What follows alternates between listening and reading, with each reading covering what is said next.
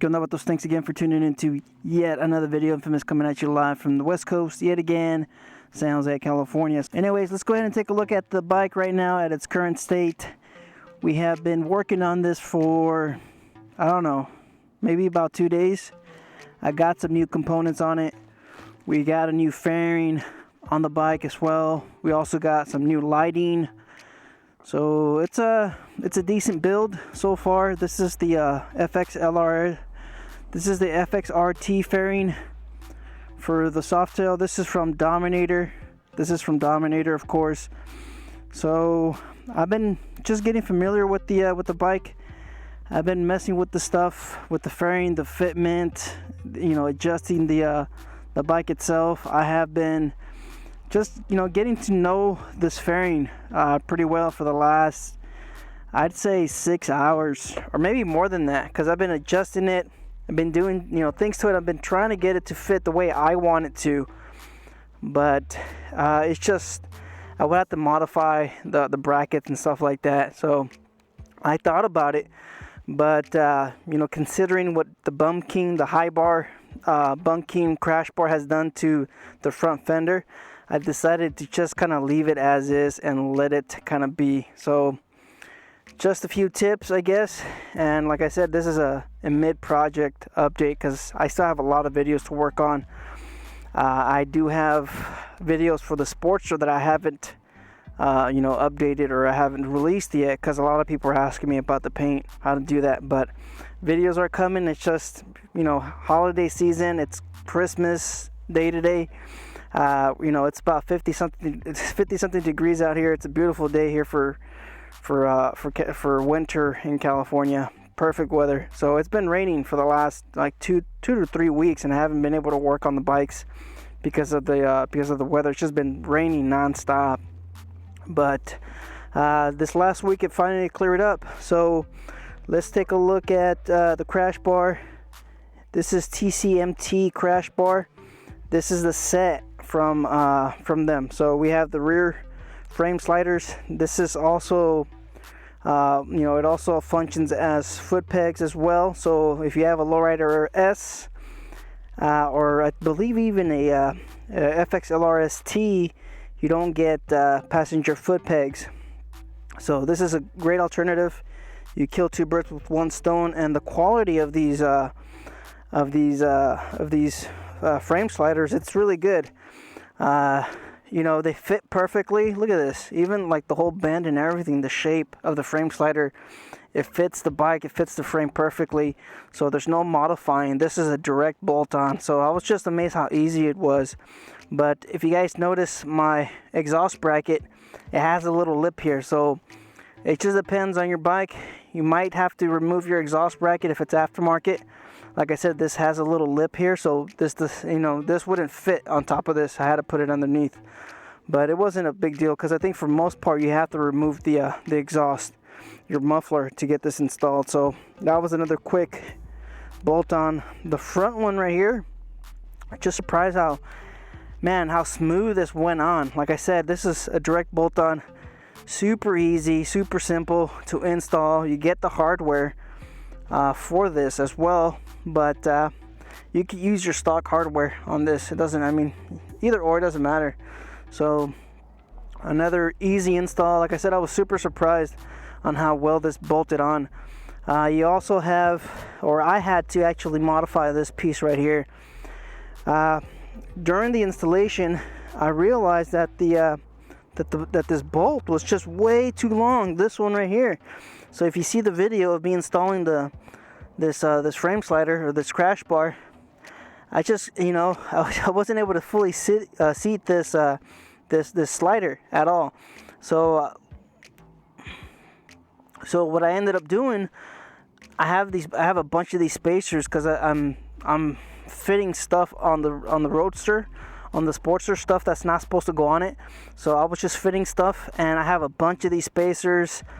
Right here you can see it's an alloy spacer. I have a bunch of these. I have 1/4 inch spacers, 1/2 inch diameter, inner diameter about 1/4 inch. I have a bunch of these because, like I said, I'm fitting stuff on the Sportster that's not supposed to go on there. But I ended up using this just to kind of compensate for that bolt that was just way too long. It was maybe about a half an inch too long. So since I have that, I had to use that. I could have, of course, gone to the hardware store and picked up a different one, but I could have ordered one online too. But I decided to just go ahead and use the spacers and extend the frame slider by, what is that, about a quarter inch. So I believe this sits at 32. With that, it's probably 32 and a half, because I have a quarter inch here and then I have a quarter inch on the other side. So the frame slider is pretty decent. You guys can check that out. So I think having the frame slider is probably better because of the because you don't want it catching on anything if you were to drop it. I mean, it's supposed to kind of, you know, have some give. That way it doesn't damage other components like the frame or anything like that. I think for the most part, a lot of the vehicles, you know, a lot of modern vehicles are designed to kind of break away in pieces and stuff like that. So it protects the driver, and it protects other, like the engine and stuff like that, or prevents the car from exploding or whatever, catching on fire. So all right, so that's the frame sliders. Let's talk about the fairing. Man, this thing, like I said, it takes a minute to kind of understand how it goes on. You have to put it in like a certain order, in my opinion, to kind of get it to fit. Because if you start, you know, putting one piece on and then you start noticing other parts don't line up. So you install the bracket. So this is the Dominator bracket, of course. You have to start with the bottom piece. You install that, of course, right over here. Oh, I haven't put the horn back on. So yeah, you have this piece down over here. I'm not sure if you guys can check that out. So we have to install this, and that bolts onto the actual frame. And yeah, this is a tight fit. You guys can check out my lines. My brake lines are right above here. I don't know if you guys can see it, but super tight fit. Man, this is super tight. That took a minute, because of course you don't want to bend these pipes. I mean, you're not supposed to bend them. You're not supposed to alter them or anything like that. But yeah, that's connected to your ABS. So you hook that up first, and then you hook up the actual bracket, and the bracket goes on top of your gas tank. So you guys can see that I'm using these washers just to kind of protect the paint on the tank. But I don't know if it's going to help, because these are metal washers. So we have washers on both sides protecting the paint on the tank. But this goes over your gas tank, and then you get the supplied bolts. But I never look at the instructions, and there is no instructions for this thing. I didn't look at the instructions, which, you know, there isn't, and I didn't look at the supplied hardware. I just started installing this thing, and then after I looked at the hardware, I realized I didn't have to buy an extended bolt. This is what that is. That's why it's all the way out here. I went ahead and I went to Home Depot and I bought myself another bolt to kind of fit through the washers and all these other goodies. And then I kind of came to realize that Dominator supplies you with the bolts, not the same thickness, but a little bit smaller. So it's just one of those things. Look at your box. Look at the hardware, you know, just look at what they send you. So anyways, you install this next, and then you connect that to the bottom. Of course I am going to be uploading those videos. It's just you know, when I get to it. So yes, we install that, and of course all of this is loose. The actual mounting for the fairing, all of that is loose, and you're supposed to, you know, leave it loose. I think that's where I kind of started, you know, running into some trouble trying to fit this thing without, you know, I guess fully understanding how the process is to install this. So we install that, of course, leave everything loose, and then we connect this bottom support, or the lower bracket. I believe that's what you call it right here. So this is the lower bracket, and I went ahead and I put some spacers there. These are 1/4 inch spacers. It's just that this front piece, it just seems to be way out of whack. Look at the spacing right here.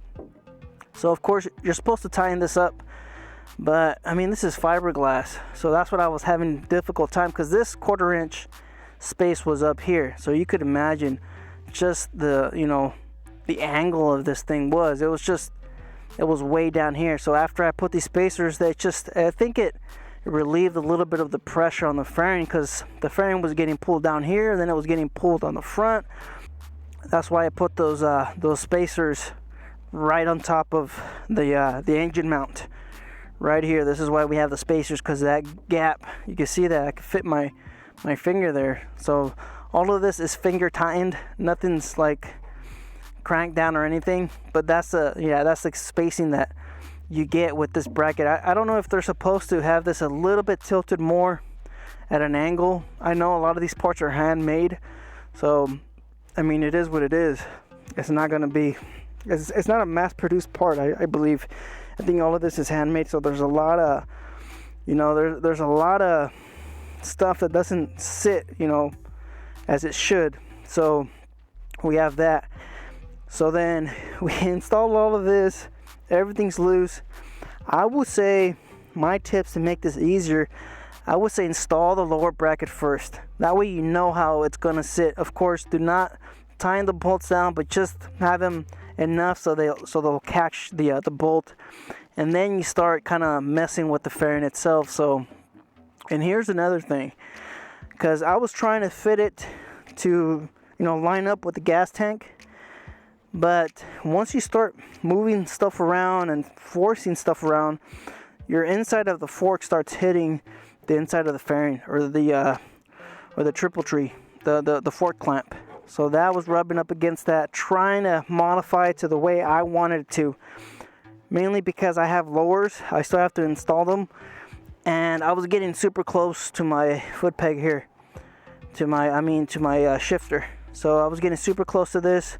My lower sits like right above this, so I believe my leg's gonna rub up against the lower, because it just shapes right around here. So we could either shift it this way, but then I'll have this gap. I'll have like a 1/4 inch gap from here, but that's why I was trying to angle the fairing a little bit more to just kind of scooch the lower a bit more towards the front of the bike by just shifting it a little bit more. But it's just like I said, once you start moving stuff like that, then you have the triple tree rubbing up against the inner fairing. So I mean, this is the way it just ships, and this is the way I guess it's supposed to mount from Dominator. So let's talk about the Dominator bracket right here. I've been getting asked about this. This is what, 150. When I bought this, I thought I was gonna get the headlight ring, which fits your, I believe it's like a 7-inch or a 5-inch, I'm not sure, but I believe because I ordered the LP6 bracket, they didn't send me the headlight ring. Have you guys seen some of the RWD? They should have sent me that, because I could have probably gone back to a stock headlight or a different alternative for a different option, because I do live in California. I don't know if this is going to be an issue for riding, because they're really picky about following the law. So there's that. You know what, I'm rambling. Let's go back to the fitment of the fairing. So I would say install this first, the lower bracket, and then while it's still loose, you have to finesse the bolts that go right in here. So you can see these bolts. All right, so you have to finesse those in there, and then that's where you start seeing the shape, because it fits a lot better now after, like I said, about 8 hours, give or take, of trying to move stuff around. The fairing finally fits perfectly. But you also have, of course, I also have some spacers on the inside of this bracket. I don't think you can see them here. Maybe if I aim the camera a little bit inside. I don't know, can you guys see that? I have spacers on the left side of that mount. You probably can't see it, but I have 1/4 inch spacers on both of these. Here, let's see. Let's try to get from underneath. Let's see what happens. So we have spacers right, I can't fit my hand in there, but you might be able to see them in that angle. So we have spacers on the left side of the bracket on both of them. it just fits better. All right, without those spacers, like I said, I'm pulling on the fairing this way, and I'm pulling it on that way. And without that, I noticed that the bottom fairing of this part hits the tank. This one, there's a huge gap, but with that spacer, it evens out. So like I said, it's just trial and error. And with those spacers, with that 1/4 inch spacer on this headlight mount, which is right behind here, of course this one and this one 1/4 inch, it's just the fairing fits better. So you have spacers, or I have spacers on this portion of the fairing, and then I have, you know, spacers on the bottom right here. I gotta connect this back before I take off, but let's go ahead and look at my wiring. I made this little headlight wire extension connector for the LP6. This is a connector for the H4, and I just spliced into it and I connected the Dutch connector. But here we have the way I light my bike. You have the blue wire on this one, that's your daytime running lamp. You have that white wire, that's the high beam. You have the blue and yellow wire, that's your low beam. And of course the black wire, that's your ground. So let's go ahead and give her a turn her on, and you can see, of course, everything's turned on. And then you could also do the high beams as well. Those are the high beams. And I mean, it works fine. All right, the light's working pretty good. Here it is, turned it off. You can see the daytime running lamp turned off, and of course your low beams turn off after that. So the wire itself, super cheap, of course, to make. I believe it was like 10 bucks, about, you know, $11 just for the wiring. I would say if you're riding California and you don't plan on using the high beams for a long period of time, I would say this is a good option. If you're someone that rides with your high beams all the time, I would say go with the real connector, because per instructions, you're not supposed to wire these to this gauge of wire. It's supposed to be a minimum of 14 to 16 gauge wire. This wire is more like 18 to 20. So per the instructions, you have that. I also saw Blockhead's video, and I was looking for the comments to see if they were able to pick this up, because Blockhead, of course, did it this way.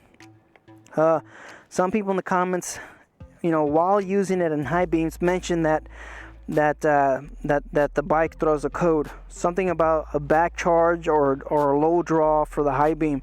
So this is just why I'm saying, if you're planning on using the high beam a lot with the LP6, I would say probably consider the alternative of connecting it directly to your battery. So I also have that harness, and I will be doing that shortly. Once I remove the fairing and start sanding it down and start painting it. So I got a harness for $100. It's the LP6 harness from Baja Designs. So we have that, and I think that's pretty much it for right now. I have the lowers, but I just wanted to kind of ride it right now and check it out. It's a beautiful day out here, and I just wanted to get on it and check her out. So I gotta put that horn back on. But yeah, there's the bike. You guys let me know in the comments, what do you guys think? I like the way it looks. I like the fairing, but man, it's just it's a headache. You can see that right there. There's just gaps. It doesn't fit. Like I said, it doesn't fit correctly. But with the spacers, it was able to fit a lot better than what it was supposed to fit like before I started just adjusting stuff, moving stuff around, and trying to fit stuff here and there. So it looks it's fitting 100 times better. It's just stuff's handmade, and you're gonna have to mess with the stuff. So you guys just stay out there, stay safe. This is my mid-build update. The Sportster is also getting worked on. Yeah, it's just that the weather's it's not working with me. I don't have a garage, so I work outdoors. If it rains, I can't work, And then of course we're in the holiday season. I gotta spend time with my family as well. I gotta, we gotta go visit family members, do all that good stuff. And it's just that, it's just balancing time between the bike and just family, and going to work, doing all that other stuff. Yeah, it's just finding the time to work on the bike. You guys just stay out there, stay safe, don't believe everything you read, life's a risk, get out there and ride. Later.